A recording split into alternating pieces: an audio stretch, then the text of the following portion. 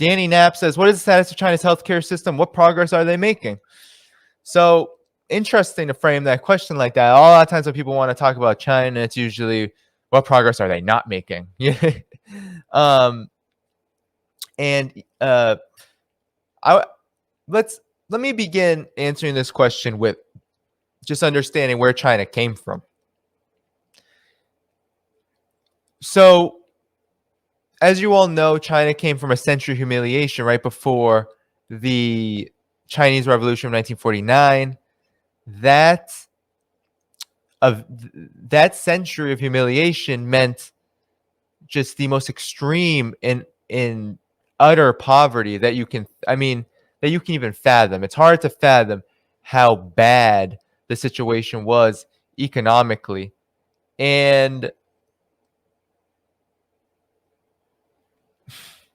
this is ridiculous. I don't know if this stream is happening tonight. So let me start over with that. So let me answer this question, okay? This is a good question. So the question is, what is the status of China's healthcare system? What progress are they making? So there's a few factors here. One, China came from just the lowest point of development you could think of for another country. Think about China in 1949, malnourishment, disease. So much was just going wrong for the masses of people in China right before 1949. 20 million people have been killed because of World War II, because of the fight against fascism, fight against Japanese aggression. Life expectancy was very, very low. And there wasn't much of any healthcare system. There was a healthcare system sort of for the landed classes, for those who collaborated with imperialists, for those who reaped the benefits of semi-colonialism and feudalism, but really no healthcare system for the masses. And then China rapidly, because of the revolution, because of the Communist Party of China, because of the People's Liberation Army and their heroic struggle to liberate the country from the yoke of imperialism, China began to build a real healthcare system. And for the next 30 years, or just say next 30 years, China built a healthcare system that was free, that was based on the cultural and social sort of practices of the people. So, you had use of things like acupuncture, for example, to alleviate pain and addiction and things like that. And so that was going on. But there was also an adoption, right? Doctors, I have a book, actually, I need to find it, of a British doctor who traveled to China and during the early period of the revolution was helping the country build up its healthcare system. He did it as kind of like an act of protest, right? He was sick of Britain. He was sick of the politics there.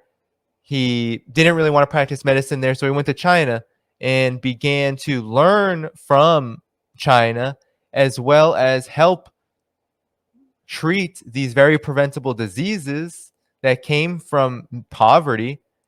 And China began to do that as well, build up a real, at least in that period, modern healthcare system.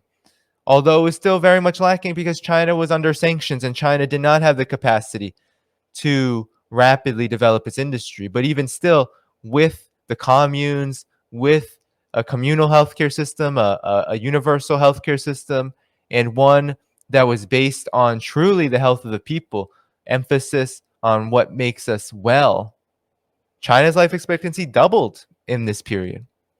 But then there was the reform and opening up period, and that came with the contradiction that I think China has actually managed quite well, but it's one that continues to be a struggle.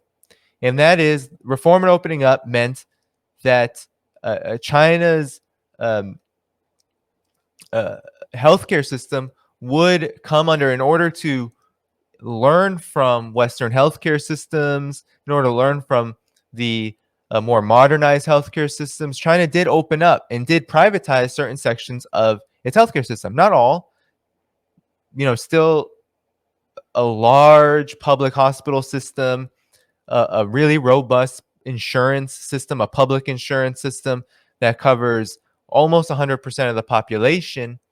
But certain things did get privatized and did become subject to the market, and that did have its consequences.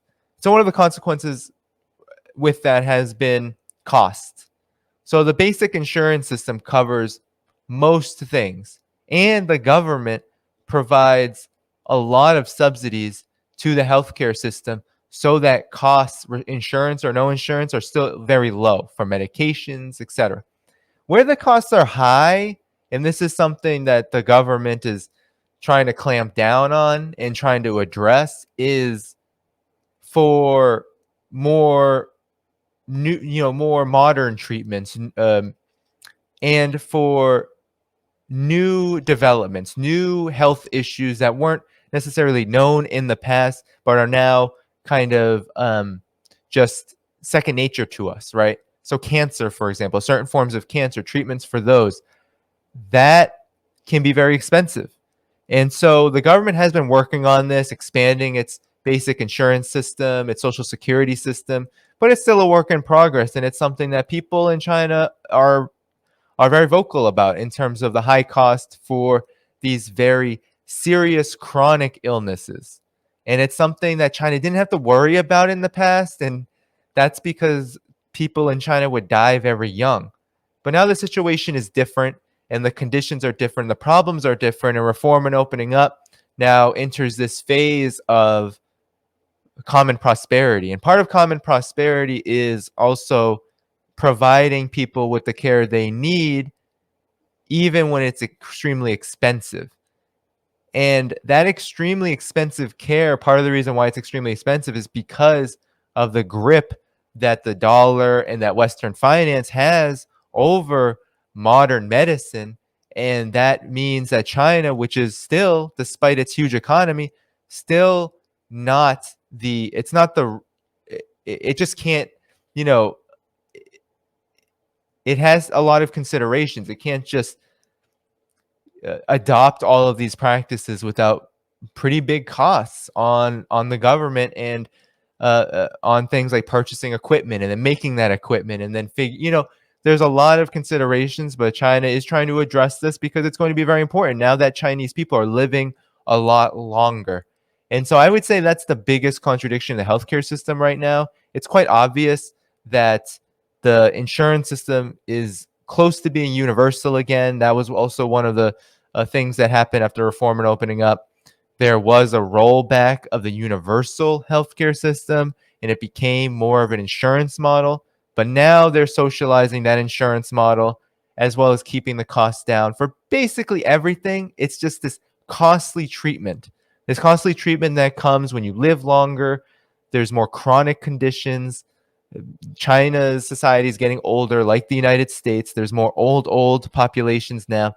And that's really where the big issue is. But the progress is that everyone, including the poorest people still in the country, have access to healthcare. Not just access, but have the ability to get healthcare, regardless of if they can afford it or not. And I think COVID-19, we saw China's response as being just absolutely incredible because of its ability to not care, to forgive, to not in debt, to socialize medicine when it was, especially when it was absolutely necessary for the good of the whole, right? For the good of the collective. So there's a lot of tensions around healthcare expenditure because unlike the United States, where the United States spends so much money on healthcare, but it's extremely private, it's all about profit, and all of the most costly aspects of the healthcare system here, the for-profit healthcare system here, mainly goes into administration. And China's tried to avoid that through this insurance system, but nonetheless, there are areas where China needs to address, and it inevitably comes in this moment where China is becoming a healthier society.